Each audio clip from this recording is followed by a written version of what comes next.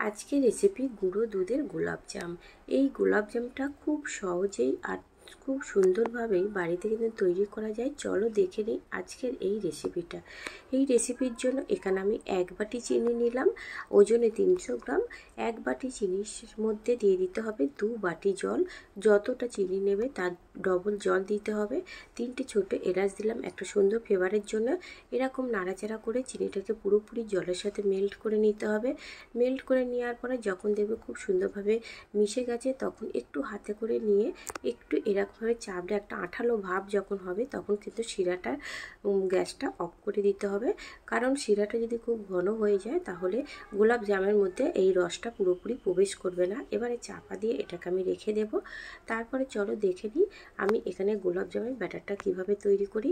এখানে নিয়েছি আমি 1 বাটি গুঁড়ো দুধ। 1 বাটি গুঁড়ো দুধের মধ্যে দিয়ে দিচ্ছি এখানে হাফ বাটি ময়দা। যতটা গুঁড়ো দুধ নেবে ততটাই ময়দা দিতে হবে। আর খুব ভালো করে মিশিয়ে নিচ্ছি।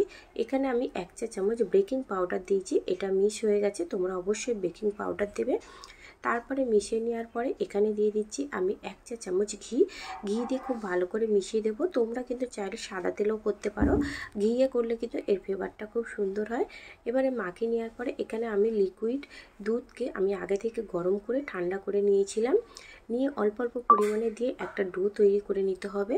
ঠিক এইভাবে কিন্তু একটা নরম ডো তৈরি করতে হবে, তোমরা দেখে নাও। এবারে দেখো দুধটা অনেকটাই কিন্তু বেঁচে আছে, তাই বলেছিলাম একসাথে সব দুধ দেবে না, অল্প করে দুধ দেবে।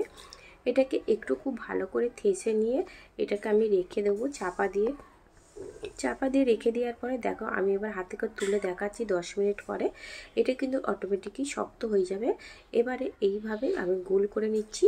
সব কটা আমি এখানে গোলাপ জাম তৈরি করে নিয়েছি। এবারে চলো এখানে একটা টিপস আমি তোমাদের বলি। আমি এখানে অল্প পরিমাণে তেল দিয়ে এই গোলাপ জামটা আজকে তৈরি করব। তোমরা চাইলে কিন্তু এটা ডুবো তেলেও তৈরি করে নিতে পারো। অল্প তেলে তৈরি করলে স্বাস্থ্যর ক্ষেত্রে খুবই ভালো হয়, ওই জন্য আমি অল্প তেলে এটাকে তৈরি করছি। 1 মিনিট পরে কিন্তু এটাকে আমি উল্টে পাল্টে নাড়াচাড়া করে নিচ্ছি। আর এই গোলাপ জামটা যখন দেবে তখন কিন্তু এটাকে একদম হালকা গরম করার পরেই কিন্তু এটা দেবে। এইভাবে 3 থেকে 4 বার উল্টে পাল্টে এটাকে আমি নাড়াচাড়া করে নিচ্ছি। আবারও আমি দেখো তোমাদের দেখাচ্ছি, নাড়াচাড়া করে নিচ্ছি। এটা কিন্তু লাল হয়ে গেছে। আর খুব বেশি আমি রাখবো না, যেহেতু এটা অনেকটাই কালার এসে গেছে। এবারে তেল ছেঁকে এটাকে আমি তুলে নিচ্ছি। নিয়ে যে শিরাটা তৈরি করেছিলাম আমি এই শিরাটা একটা অন্য পাত্রে ঢেলে নিয়েছিলাম, কারণ এই কড়ার মধ্যে এটা আমি ভেজেছিলাম। এবারে চলো আবারও এটাকে কিন্তু আমি ঢেলে নিচ্ছি।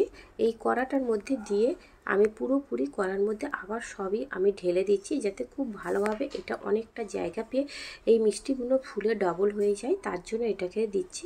এবারে এর মধ্যে আমি চাপা দিয়ে 1 ঘন্টা রেখে দেব। অবশ্যই বন্ধুরা 1 ঘন্টা রেখে দেবে। 1 ঘন্টা পর আমি খুলে তোমাদের দেখাচ্ছি। দেখো গোলাপ জামগুলো কিন্তু ফুলে ডবল হয়ে গেছে। আজকের রেসিপিটা তোমাদের কাছে ভালো লাগলে অবশ্যই লাইক দিও আর কমেন্ট করতে জানাবে না রেসিপিটা কেমন হলো। আমার চ্যানেলে নতুন বন্ধু হয়ে থাকলে অবশ্যই বন্ধুরা চ্যানেলটিকে সাবস্ক্রাইব করবেন। ভালো থাকবে, সুস্থ থাকবে।